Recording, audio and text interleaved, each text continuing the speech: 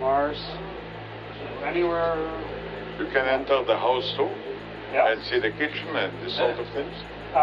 Working on that. Working on that. Digitization has become an integral part of our life today, and most of the things that we do revolve around the internet. In all of these digital products, there is one that has now been integrated into every aspect of our lives. The way the world seems to be going, we almost cannot do anything without this digital giant, Google. Almost everything we use daily, Google Search, Gmail, Hangout, Play Store, Google Earth, Maps, cloud computing, and advertisement. The platform was ranked as the most visited in October 2019, with up to 259 million visitors from the United States, a market share of 62.5% among the major search engine providers in the United States. Another research from the Tribunal also found that Google receives more than 63,000 searches per second in a day. This is the average number of people using Google per day, equivalent to at least 2 trillion searches in a year, 3.8 million searches per minute, 228 million searches in an hour, and 5.6 billion searches within a day. These statistics show how Google has become so important and has managed to become part of our lives. However, the question is, are they really what they call themselves? Is Google doing us good or evil? Do we really have privacy using Google? In this video, I will be talking about Google and the CIA and the connections between the two. Therefore, prepare yourself as I take you through a journey through unknown things to the public in the past few years between Google and the CIA.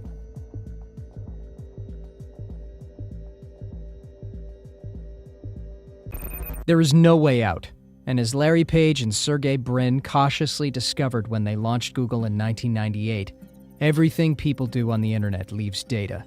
When properly stored and used, this data is a goldmine of complete information about people on a personal level, and valuable information about economic and political trends.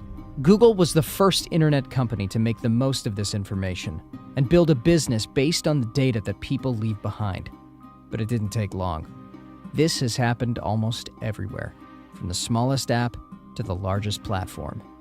Amazon, Instagram, Tinder, Facebook, eBay, Uber, Spotify, Lyft, and Twitter. These platforms all leverage people's data, where we go, who we talk to, what we talked about, and who we see. All this information is recorded. When you visit a place that you tell no one about, Google knows about it. They know us well, including what we hide from friends and family. In our modern internet ecosystem, this private surveillance is the norm. How can you travel to the south of Minsk? Yeah. Okay. Go to Mars. Anywhere. You can enter the house too, Yeah. and see the kitchen and this sort of things. Working on that. But Google has grown so well, and no one wants to admit the fact that it has also grown worse over the years. However, it is Eric Schmidt became the CEO of Google in 2001. During his tenure as CEO, Google integrated with some power structures in the United States as it morphed into a geographically aggressive mega-corporation. But Google has always liked this approach. Also, a long time before Larry Page and Sergey Brin, the founders of Google, hired Schmidt, their initial research on which Google relied was partially funded by the Defense Advanced Research Projects Agency,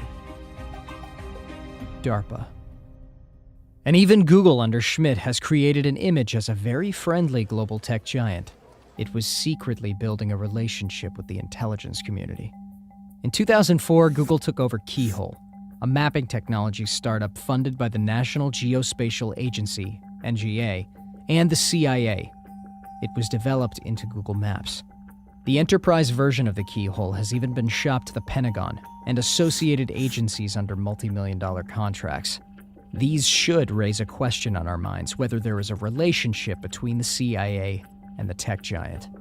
However, there have been many claims from Google that it was never funded or created by the Central Intelligence Agency. For example, when a story was circulating in 2006 about Google receiving funds from the intelligence community in the past years to help fight terrorism, the company told John Battelle, founder of Wired magazine, that the statements related to Google are completely untrue. The big question now is, did the CIA fund Brin and Page's research and thus create Google? No. But were they researching exactly what the NSA, CIA, and the intelligence was hoping for? Absolutely. Brin's breakthrough research on page ranking by tracking user queries and linking them to the many searches conducted, essentially identifying birds of a feather, was largely the aim of the intelligence community's MDDS program, and Google succeeded beyond their wildest dreams. To understand this, you need to think about what the intelligence community was trying to achieve by providing grants to the best in academia. The CIA and NSA funded an unclassified, diverse, but elaborate program from the beginning to encourage the development of something that is almost like Google. The investment arms of the Central Intelligence Agency and Google support a company that monitors the internet in real time, and reported it uses the information to predict the future.